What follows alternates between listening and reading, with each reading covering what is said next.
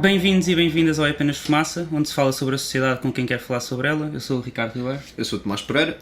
Hoje temos como convidada a Bárbara Rosa, jurista de Direito Público, ex-membro da direção da TIAC, investigadora nas áreas da transparência, acesso à informação pública e políticas de combate à corrupção, é também coautora do blog Má Despesa Pública e 2 livros com o mesmo nome, e é também consultora de Good Governance. Muito bem-vinda.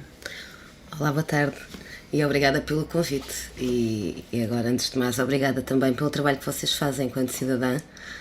Convém de notar que isto é um trabalho voluntário, para quem não sabe, não é? Portanto, a vossa cromice também levou-vos a fazer isto, que é muito útil para contribuir para a informação. É bom começar e assim. para que seja mais um elemento de instrução da sociedade que bem precisa. Muito obrigado. Muito obrigado. Isto não foi encomendado, Não, foi bem referido, exato. O Jean-Jacques Rousseau, no livro do Contrato Social, em 1762, escreveu: "Se quando o povo bem informado toma deliberações e os cidadãos não comunicam entre si, a soma das pequenas diferenças daria sempre a vontade geral e a decisão seria boa."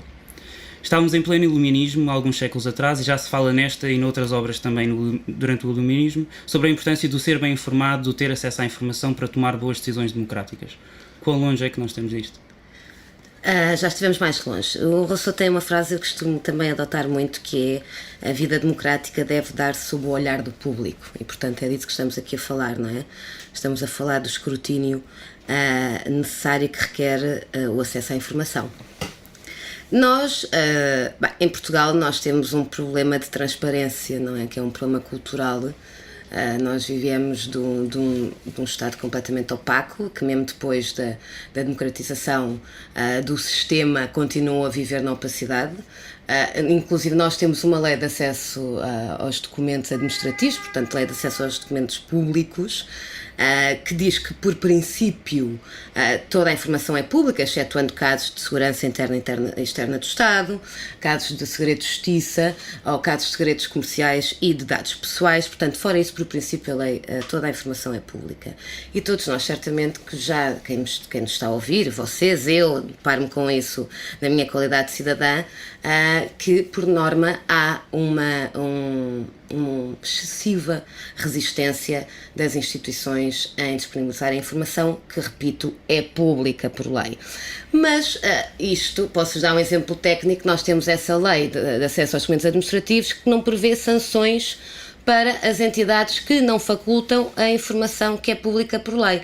Essa lei prevê sanções para o particular que reutilizar indevidamente a informação que lhe foi disponibilizada, mas não prevê sanções para o ente público que está a violar uma lei de acesso à informação pública. Portanto, isto para vos mostrar um bocado a ideia de que decretamos, mas o decreto depois não se traduz efetivamente, não se materializa, e não há essa vontade, inclusive não há essa vontade do sistema, dos seus agentes, pese embora hoje em dia nós ouvirmos à boca cheia a transparência no discurso político, não é? Mas a transparência não se apregoa, pratica-se, e nós ainda temos um longo caminho a percorrer, mas aí a sociedade tem o papel fundamental para contribuir para essa mudança, porque nós não vamos estar à espera que sejam um bocado pôr a raposa a guardar o galinheiro, não é? Claro que muita gente, porque nem toda a gente exerce funções públicas de boa fé, como sabemos, e por outro lado também há uma grande ignorância sobre aquilo que é o direito de acesso à informação. Portanto, estamos só a falar de um elemento do direito universal do homem, contemplado na Declaração Universal dos Direitos do Homem, que é o direito à liberdade de expressão. Isto porque não há liberdade de expressão se não houver opinião, e não há opinião sem informação. E, portanto, eu acho que o acesso à informação é um princípio da liberdade para nós, enquanto seres numa sociedade democrática, no Estado de Direito, para podermos ser cidadãos plenos. Mas quem é que achas que tem esse papel de fazer com que as coisas que já deveriam ser transparentes, e muitas delas até já são públicas, sejam perceptíveis pelo cidadão comum?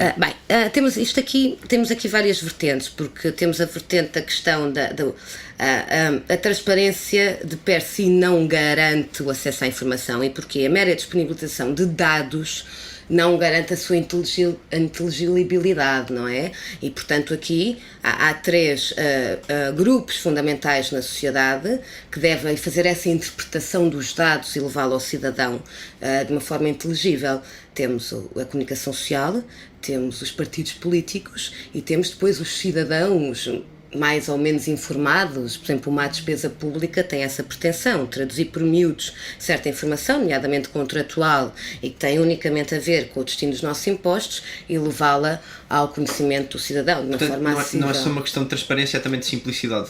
Sim, de torná-la inteligível, não é? Portanto, isto aqui já é um papel mais técnico. Agora, isto dentro, esse papel é preciso fazer dentro da informação que está disponibilizada. Mas depois há todo um leque de informação e da própria atitude em lidar com esses pedidos de acesso à informação. A mais das vezes, a instituição é feita de pessoas. Eu aqui falo de instituição, mas nós não nos podemos esquecer que as instituições são compostas por homens e mulheres, não é? Portanto, eles é que são os responsáveis por aquilo que as instituições fazem. Mas, portanto, e vê-se que a instituição acha que estamos a querer saber a mais, porque há essa iliteracia cívica, quer por parte aqui dos representantes, quer por parte dos representados, não é?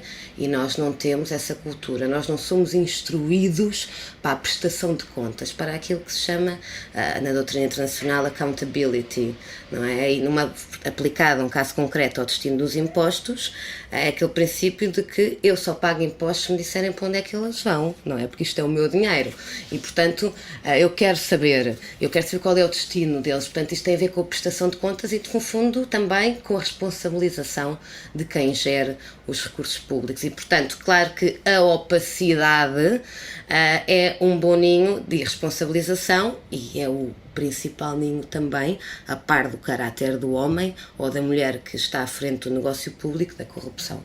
E a corrupção é só uma das causas maiores de empobrecimento dos povos, não é? Portanto... Mas porquê tu dirias que a transparência é importante? É só por causa da accountability? Ou há alguma outra coisa? A transparência é importante para melhorar a democracia. Uma democracia... Existe democracia sem transparência? Não. Se existe democracia sem transparência, pode existir. Existe democracia sem transparência, agora existe uma democracia defeituosa, uma democracia raquítica e completamente minada, não é? E nós, efetivamente, nós vemos a democracia em Portugal, agora nós temos que trabalhar na qualidade da nossa democracia, ok? E a transparência é um vetor vital para termos melhor democracia, porque eu não concebo melhor democracia sem ter mais cidadãos a escrutinarem a gestão pública, ok? Porquê? Porque nós precisamos da pressão social para induzir à mudança, ou seja, nós não podemos confiar a mudança social, seja ela política ou em qualquer outra vertente, exclusivamente aos profissionais da política, ok? Nós precisamos que a sociedade exerça pressão para que os profissionais da política, a começar nos partidos, mudem a sua lógica de atuação. E aliás, a história mostra-nos que o progresso social resultou de pressões sociais muito concretas. Não foi o senhor do partido A, nem foi o senhor ministro que decidiu, agora vamos tornar isto melhor, não é? Portanto, nós precisamos de uma sociedade que queira mais para exigir aos partidos melhor, para eles efetivamente mudarem o sistema, que é materializado nas instituições. Okay? E, portanto, eu sem ter uma sociedade informada, eu não vou ter. Porquê? Eu, se não tiver cidadãos com acesso à informação para então criarem a sua consciência, eu vou ter ovelhas do rebanho, não é? As ovelhas dos rebanhos dos partidos, em que votam, nem votam ideologicamente, porque hoje em dia já ninguém cumpre ideologia, fora talvez o PCP.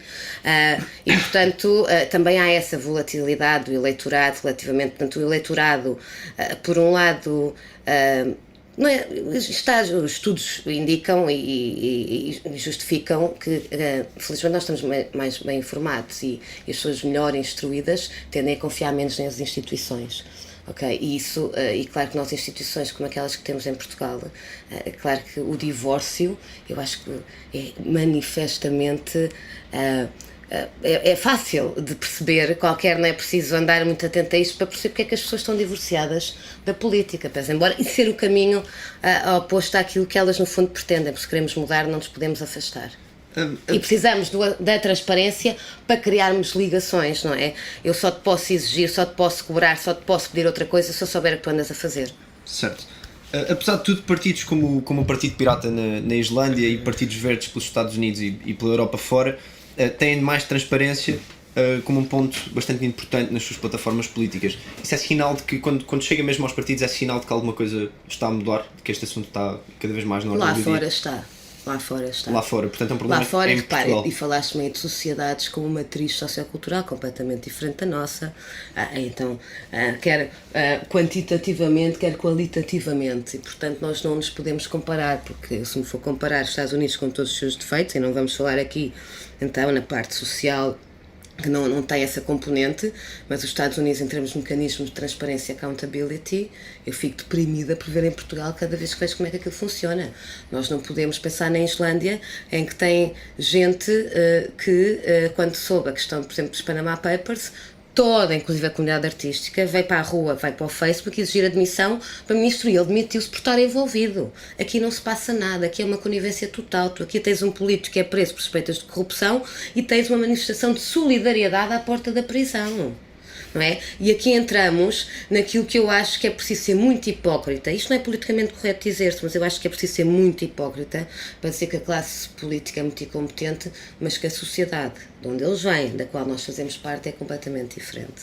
E eu acho que até a abordagem tão pejorativa e só à classe política que reina no discurso maioritário em Portugal por parte dos não políticos, para mim até é um exercício de preguiça mental, na medida em que se estão a abster de perceber como é que funciona a democracia, porque a democracia tem muitas limitações. Isto é muito bonito, nós sentarmos num café, dizer que fazíamos e acontecíamos, mas depois uma vez lá, e eu acho que se calhar é isso que o Bloco de Esquerda e o PCP estão a perceber, que a governação tem muitas limitações, mas isso, quanto a isso, o tempo vai-nos mostrar, é o melhor juiz, portanto que não basta só dizer eu faço e aconteço, não é? Porque efetivamente, então, num mundo globalizado e nós integrados em instituições e com ajudas externas, temos cada vez mais as mãos e os pés atados, e por isso é que precisamos de uma sociedade robusta e precisamos de instituições robustas e, portanto, precisamos de instituições que funcionem para o cidadão.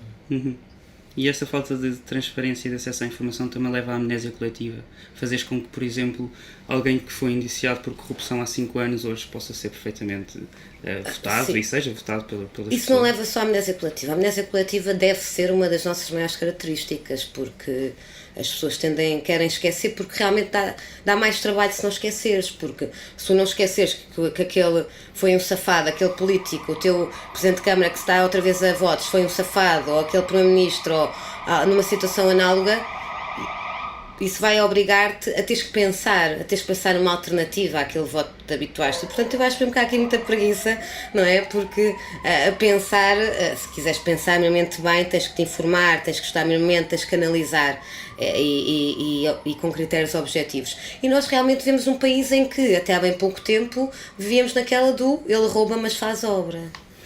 Ou seja, quer dizer, um ladrão que nos entra em casa, queremos que ele vá para a prisão se não lhe conseguirmos fazer justiça pelas próprias mãos. Eu não estou a falar por mim, estou a falar pelo espírito social que reina, não é? Mas se for o político já lhe é permitido, quer dizer, isto não pode ser. E portanto é aqui que entra a iliteracia cívica, não é? E eu não percebo a crise, a austeridade, felizmente despertou, e nós numa despesa pública percebemos isso, despertou quer a parte social, quer a questão para um bocado o delírio da gestão pública. Nós vemos em delírio, não é?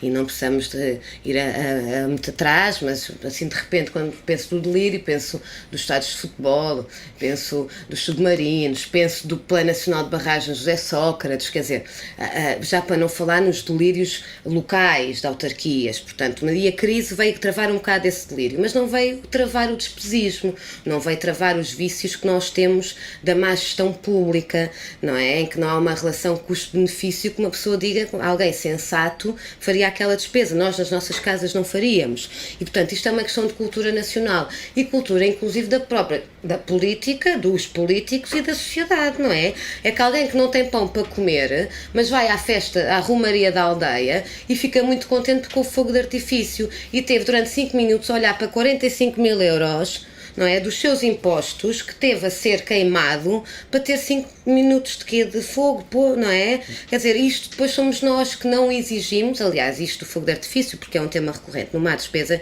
porque achamos que é uma parvoíce, para não dizer outro nome, e sempre fomos acusados de populistas quando pegamos, que às vezes precisamos pegar também nestas coisas, para mostrar que não é só os milhões que nós perdemos, não é?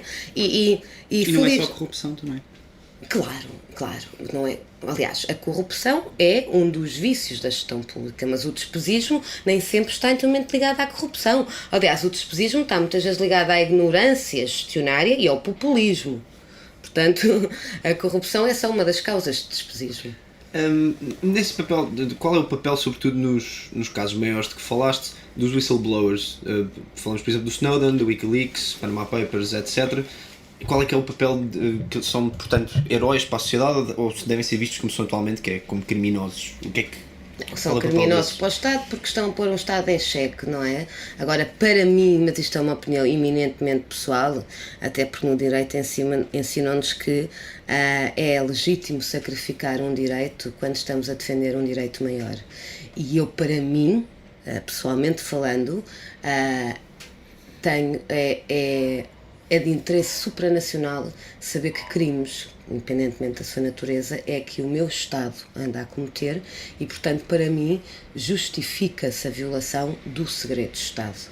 Ponto final, parágrafo. E isso, em casos concretos e que não estamos a falar de coisas maiores, por exemplo, eu defendo o levantamento do sigilo pós-contratos públicos que muitos quem reinam, nomeadamente, por exemplo, dos submarinos, em que, sob o escudo da segurança, não é? Porque realmente estamos a falar de equipamento militar, mas tudo bem, mas é assim, mas podem esconder lá quais são as dimensões, quantos mísseis levam, não estou nem aí. Eu quero é saber as cláusulazinhas contratuais para perceber até que ponto é que houve defesa do interesse público, porque então, como o tecnicismo, dá para olhar para um contrato e perceber até que ponto basta olhar para o contrato, não é? Para perceber até que ponto é que ali há outros interesses que não o interesse público em jogo. Achas, portanto, que não há limites... Desculpa, eu não te respondi à pergunta dos denunciantes. Sim. E, portanto, sim, aliás, e em Portugal também precisamos de criar proteção para os denunciantes e falamos de coisas tão simples mesmo ao nível interno das instituições.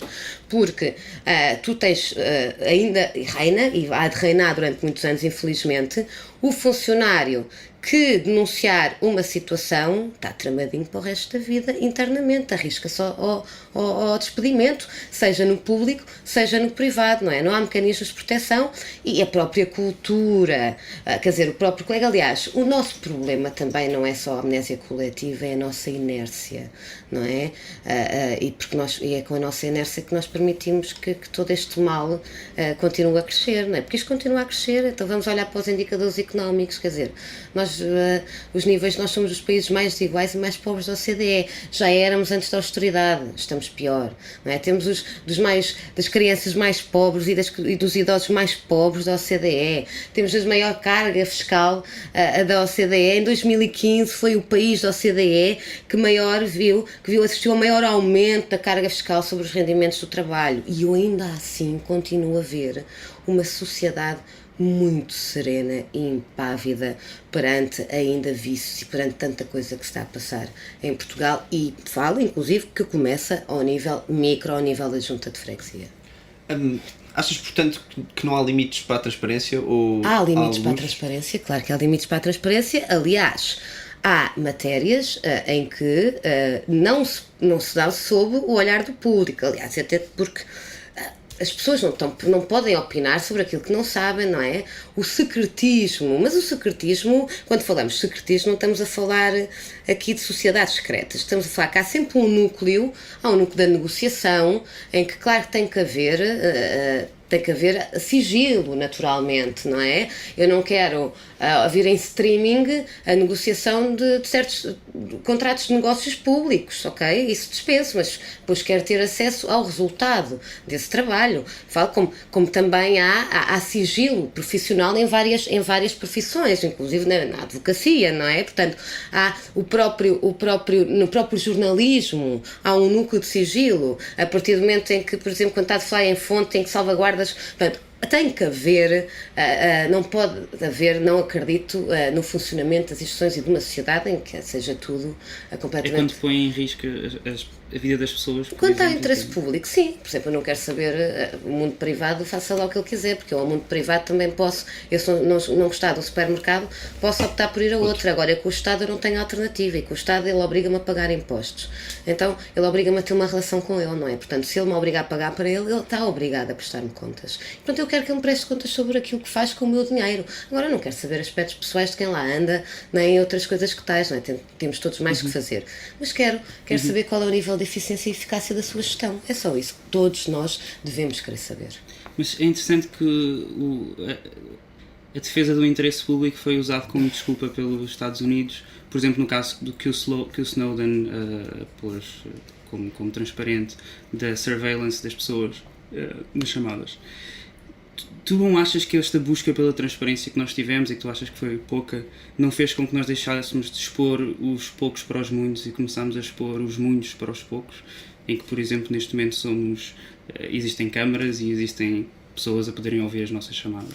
Mas isso estamos a falar... Isso já não é transparência? Isso não é transparência. Naquela que estamos aqui a falar de accountability e de relação, portanto, estamos da gestão pública e do cotidiano dos cidadãos e do destino que é dado aos nossos impostos, ok? Portanto, tudo isso é vigilância, isso é outra coisa. e quanto a isso, não me sinto muito habilitada para falar, mas sei que são coisas distintas. Eu estou a falar da relação da sociedade com o Estado e vice-versa. Mas isto, de certa forma, é a relação de sociedade com o Estado, mas não é... Sempre, está bem, claro que sim. Mas não é uma perversão do conceito de transparência que o inverte, no fundo. Mas aí a vigilância que estamos a falar de escutas não tem nada a ver com transparência. Sim. Ok? Eu quando falo transparência da atuação do Estado. E aí as escutas são usadas, aqui supostamente em Portugal, para apurar indícios, provas de crime. Portanto, estamos aqui a falar em matérias diferentes, não é? Portanto, estamos aqui a falar em matéria penal. Agora, se há abuso ou não, há discricionariedade. Mas aí vamos entrar aqui na questão da ética pública. É a única coisa que me ocorre falar para não entrar em tecnicismos legais, não é? E é isso que nos falta muito, a nós e a outros países, mas Portugal somos altamente carentes nisso, que é o tal conceito indeterminado da ética pública, e essa não se decreta. E essa só exigindo, uma sociedade tem que exigir mais e melhor, porque isto aqui é uma relação direta. Os partidos precisam dos nossos votos, não é? E portanto eles não vão mudar por iniciativa própria, porque eles habituaram-se a isto. Para controlar a quentinha é muito mais fácil conseguir continuar a cozer com esta linha, com estes pontos. Portanto, só se a sociedade exigir diferente é que há alguma perspectiva de mudança. E a sociedade só vai exigir diferente se for instruída para os seus direitos e deveres cívicos, para os seus direitos e deveres sociais, não é? Enquanto assim não for, vai ter medo de pedir uma informação, vai ter medo de reclamar quando é mal atendido, até porque nós vemos uma sociedade de subserviência ao poder, portanto, e mesmo que o poder nos esteja a causar danos, eu vejo, quando exerci a direito, via que, a advocacia neste caso, que as pessoas, tantas vezes que eram perante danos causados pelo Estado, preferiam não agir judicialmente contra eles, porque achavam sempre que eram o elo mais fraco e que seriam prejudicadas e que sofreriam retaliações em relações futuras. E, portanto, nós vivemos eu volto para não dizer outra coisa, iliteracia cívica muito grande. E o que é que as pessoas podem fazer quando têm, por exemplo, um indício de corrupção? Podem denunciar, e são admitidas denúncias anónimas, desde que bem fundamentadas, no site da Procuradoria-Geral da República, especificamente num formulário criado para o efeito, por exemplo. E há casos que deram origem, por exemplo, o mais mediático e recente, em que se sabe que foi de uma denúncia de um cidadão, foi um que levou à atenção de até dirigentes das finanças e da administração tributária, e outros estavam ligados, pediam pagamento de luvas. E reparem, houve um cidadão, e isto acontece a miúde, e as luvas pode ser a galinha, pode ser um envelope, pode ser o empréstimo da casa para as férias. Há muitas formas de corrupção, não é? E o clientelismo é alimentado dessa forma, e as pessoas ou ficam caladas, não dizem nada, ou até alinham, porque depois também acham que só assim é que vão ter direito àquilo a que têm constitucionalmente direito. E aí falha-nos muita coisa. Pela tua experiência numa despesa pública, os organismos mais transparentes e que dão mais acesso à informação também são por vezes os que têm casos mais caricatos e para os quais vocês escrevem mais. Isso também faz com que as pessoas não queiram mostrar e não queiram pôr com que a informação seja disponível para toda a gente. Bem, eu acho que nós Eu, a mais das vezes, a experiência que tenho a lidar com as instituições públicas, eles muitas vezes não disponibilizam informação por ignorância, mas ou seja, eles ignoram, mas a ignorância aqui para mim é voluntária, porque quem está no exercício de funções públicas tem que saber os mínimos olímpicos, não é? E os mínimos olímpicos passa pela prestação de informação. E muitas das vezes eles não têm informação publicada porque efetivamente não sabem que aquela informação é obrigatória. E claro que outras vezes há em que não publicam até porque... às vezes nem é tanto por esconder, é porque não faz parte. Para eles prestar contas ainda está noutra vida, ainda faz parte de outra vida, portanto não é algo que eles assumam como um princípio da sua atuação diária. E portanto, quando não assumes um princípio, isso como princípio, há muita coisa que te vai escapar. Já tivemos situações em que pedimos, depois eles até nos dão. Agora, outras há em que manifestamente há muita coisa a esconder. Por exemplo, o caso maior, tendo em conta a instituição que é a Presidência da República. Uma despesa pública, nós temos um historial com a Presidência da República, chegámos em manifestações lá à frente a pedir as contas, chegámos porque na presidência de Cavaco Silva não foi publicado um único contrato, era publicado um orçamento em que eu tinha 3 ou 4 rúbricas, sabia para onde é que iam os 16 milhões de euros que eles nos gastavam, não é? De recursos humanos tinham só 3 ou 4 rúbricas e depois os contratos não eram publicados. Nós, inclusive, no primeiro livro frisámos isso e houve uma cadeia televisiva que confrontou a Presidência da República com isso. A Presidência da República disse que ia mudar a situação. A mudança de situação da Presidência da República foi tão só eliminar do site, eles tinham no site da Presidência uma área destinada a contratos, que estava completamente a zero em termos de conteúdo. Depois dessa abordagem da comunicação social e perante o compromisso que eles queriam mudar, mas foi excluir essa área como quem diz, mas nem terem ideias. E, portanto, nós escrevemos para a Presidência da República, houve recentemente um relatório do Tribunal de Contas que nos veio mostrar porque é que dar... Quer dizer, nós confiamos sempre, quando as pessoas não querem mostrar o que é que andam a fazer, não podem andar a fazer boa coisa, não é? Se o relatório do Tribunal de Contas deu-nos um lamiré sobre aquilo que se lá andava a passar, a auditoria que o atual Presidente da República pediu e que culminou no imediato, sem estar concluída, com a atenção do Presidente, lá do Diretor do Museu da Presidência, acho que aqui podemos realmente perceber que há uma relação direta entre a má gestão e a opacidade, sim. Um dos casos mais polémicos de gestão de recursos públicos é o caso dos submarinos. Porquê é que na Grécia um ex-ministro da Defesa foi condenado a 20 anos de prisão, na Alemanha ex-gestores envolvidos no caso foram também condenados e em Portugal, passados mais de 10 anos, nada parece ter acontecido? O dossiê dos submarinos é um dossiê que eu conheço muito bem e poderíamos estar aqui a falar muito tempo sobre ele. É sem dúvida um dos maiores casos de crime económico do país, recente, e é um dos casos em que há maior percepção social de crime, corrupção e outros, tráfico de influências, ou seja, corrupção e crimes conexos, que há percepção disso na sociedade. Chegou-se ao fim da investigação, cerca de mais de 10 anos, sem provas de corrupção, e eu acho que essa pergunta só pode ser feita, acho que só uma pessoa capaz de responder a 100% a essa pergunta, que é o ex-Procurador-Geral da República, Pinto Monteiro. Porque efetivamente ele foi uma pessoa determinante na forma como a investigação prosseguiu ou não, decorreu, e o certo é que para os mais atentos, e não há coincidências, nós no último ano, ou desde que ele saiu de lá, parece que o Ministério Público acordou para crimes de corrupção, parece que não é, casos não é só o Sócrates, já há muitos outros aí a correr sob investigação, e portanto eu acho que a pessoa, e para me entendam é palavra basta, eu acho que a pessoa mais capaz para responder essa pergunta é o ex-responsável máximo desse órgão. O António Ventinhas, presidente do Sindicato do Ministério Público em 2015, disse uma frase ao Observador: no tempo do Dr. Pinto Monteiro, o ex-Procurador-Geral da República, quem tinha processos mediáticos como regra acabava com um processo disciplinar. Com este tipo de atitude não havia grande incentivo para investigar pessoas poderosas. É isso mesmo. É mais um sintoma daquilo que é isso que eu estava a dizer, é isso. Quem olha para o dossiê dos submarinos vê que há um processo dentro do processo dos submarinos, que é o processo da forma como correu a investigação judicial. e à parte limitações várias, exteriores a nós, como o facto de, a partir do momento em que não tens um acordo de troca de informação, passa a palavra não técnica, por exemplo, com países como as Bahamas, onde se perdeu o rastro de muitos milhões que foram das comissões que foram pagas à ESCOM no âmbito dos submarinos e que não terão sido só para a ESCOM.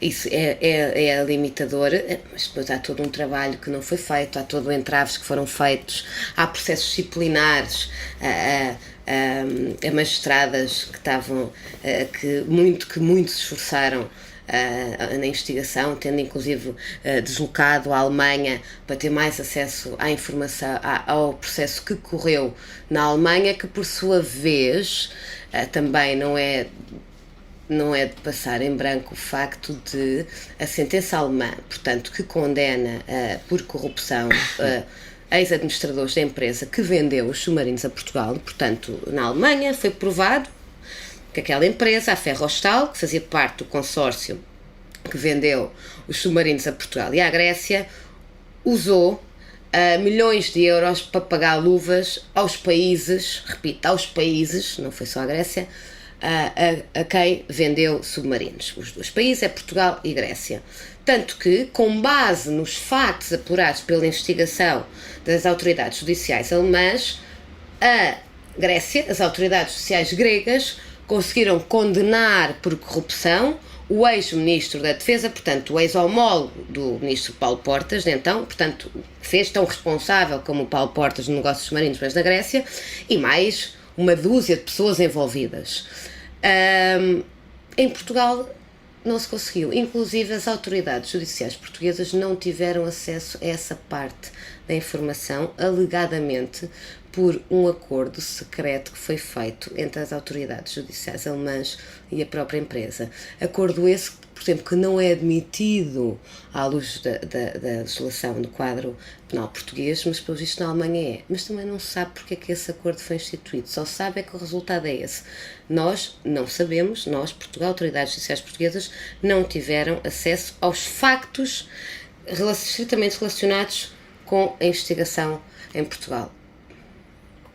Tendo sido só um condenado por corrupção passiva, um ex-cônsul que era cônsul de Portugal, portanto supostamente vendeu os interesses portugueses e que foi contratado pela Ferrostal como lobista, tendo por isso recebido 1,6 milhões de euros por essa comissão e portanto ele fazia lobby junto dos poderosos para tentar que o negócio fosse entregue ao German Consórcio Submarino, ou seja, portanto ele estava a defender os interesses de um consórcio e não os interesses do Estado português, sendo ele cônsul, e portanto a autoridade foi a única condenado por corrupção que esteja ligado, portanto, às instituições portuguesas. Okay? Estamos a chegar ao fim, mas antes disso vamos citar aqui mais uma vez o Jean-Jacques Rousseau, mais uma vez do contrato social. Ele diz o seguinte: o soberano pode de facto dizer: a minha vontade é neste momento a mesma que a do outro, ou pelo menos é a mesma que ele apregoa. Mas não pode dizer: a vontade dele amanhã será a mesma que a minha, porque é absurdo uma vontade comprometer-se irremediavelmente para com o futuro, e a função de uma vontade nunca pode ser consentir com o que quer que não seja bom para o ser que a exerce. Tendo toda a gente acesso à informação e havendo transparência, ou seja, um bocado o que o Rousseau tenta transmitir aqui nesta citação, a democracia direta não seria um sistema mais eficaz? Não, atualmente em Portugal. Exatamente, porque volta a bater por causa da nossa iliteracia cívica. Não basta eu lá por ter acesso a uma planta de arquitetura, não quer dizer que eu agora saiba executá-la. Portanto, o facto de eu ter acesso à própria Constituição não quer dizer que eu saiba interpretá-la. Portanto, precisamos todos de instrumentos que nos permitam saber interpretar a realidade e nomeadamente, o funcionamento das instituições tem muitas limitações e a democracia não é assim tão simples, não é? Há muitas regras, há muitos condicionantes e, portanto, inclusive, isto para dizer que a democracia direta em Portugal, para mim, não, porque ninguém me garante que, por exemplo, o meu vizinho, uma vez no exercício do poder, fosse mais íntegro e mais rigoroso na gestão pública do que aquele que lá está, porque nos falta essa literacia. Não nos basta ter acesso, é como, olha, por exemplo, há mais acesso. Tens acesso ao orçamento do município, mas tu não sabes interpretá-lo, aquilo está tudo por rúbricas, por exemplo, não é? Se aquilo não estiver traduzido por miúdos, portanto. E esta também, a democratização da informação, houve uma democratização, nomeadamente das novas tecnologias de informação, a internet permitiu isso, mas isso não se traduz diretamente em informação, e isso não quer dizer que a nossa opinião também seja melhor sustentada e recheada de mais bom senso do que quando não tínhamos acesso, por exemplo, às redes sociais. Mas, portanto, estas tuas objeções à democracia direta são conjunturais, têm a ver com a sociedade portuguesa. Sim, claro. Atualmente eu não consigo lá estar, eu daqui a 30 anos não sei como é que isto vai ter, e portanto a solução para hoje quer melhores partidos, precisamos de melhores partidos, nós precisamos de uma nova forma de fazer política, nós precisamos de políticos mais responsáveis, nós precisamos de ética pública, nós precisamos realmente que esse conceito indeterminado que é o interesse público seja efetivamente salvaguardado, e aí quando temos pessoas que não conseguem salvaguardar, nós aqui precisamos de uma justiça digna do século XXI, e é isso também nos tem faltado, não é? Nós precisamos de uma justiça que atue, é preciso judicializar, sim, a má gestão pública em todas as suas vertentes. Isso é uma coisa que não tem acontecido, porque os poderosos saem impunes, mas os poderosos saem impunes não é só na justiça, saem impunes também na sociedade, já falámos sobre isso, não é? Sai a própria comunicação social, dizem mal dos banqueiros quando o banqueiro está em desgraça, até lá é o senhor poderoso, querem almoçar com ele, e portanto, isto há aqui uma questão efetivamente cultural, e enquanto tivermos esta matriz, eu não acredito, eu tenho medo da democracia direta, até em Portugal. Este foi mais um episódio do É Apenas Fumaça, onde se fala sobre a sociedade com quem quer falar sobre ela. Muito obrigado à equipa Ricardo Ribeiro, Pedro Zuzarte, Bernardo Afonso, Maria Almeida, Pedro Cardoso e Diana Carvalho. Obrigado, Bárbara. Obrigada eu a vocês, os quatro. Fazem um trabalho fundamental também para contribuir para essa informação da sociedade, para quem quiser procurar, e no fundo para criar estas tais consciências críticas informadas, que é isso que precisamos. Saímos daqui bastante corados. Eu espero que saiam daqui motivados para continuar a dar estas horas todas que vocês dão a preparam-se muito antes, eu sei, depois há todo um trabalho de pós-edição e há todo aqui um trabalho de equipa, e que não é fácil juntar quatro. Eu sei, no blog somos dois, eu e o Rui Oliveira Marques, e uma vez pensámos em tornar aquilo assim, só não percebemos logo que não, que este trabalho voluntário também em Portugal não é propriamente o nosso forte. Muito obrigada. A música é dos Lotus Fever. Muito obrigado.